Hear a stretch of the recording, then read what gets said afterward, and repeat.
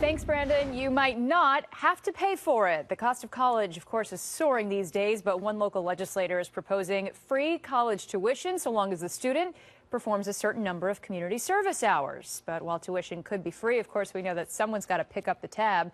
Matt Markham is with us live now from our Capitol newsroom to explain just how this plan would work. Sounds good, Matt. It does, Dory. It might sound too good to be true, and the state might need to spend some money to make some money, and if you're the student, you wouldn't have to open up your wallet.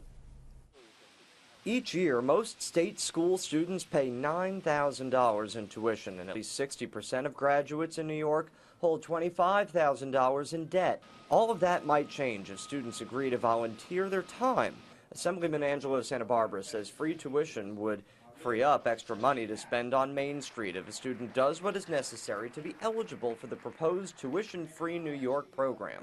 It requires 250 hours of community service, or 125 if it's a STEM program. And basically, we're investing in our students, but they're investing back in the community. That can generate up to $3 billion a year.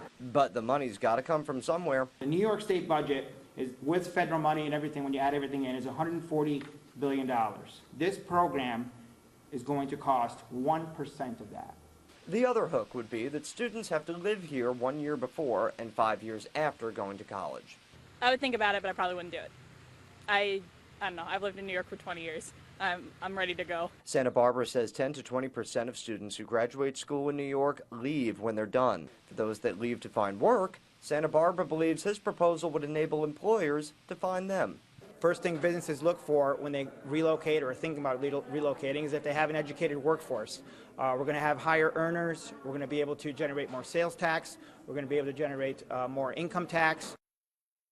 This plan would have to be approved by the legislature, and if a student signed up but failed to meet the community service requirements or the residency requirements, they'd have to pay that tuition back. The Assemblyman believes 400,000 to 500,000 students could take advantage of the tuition-free program.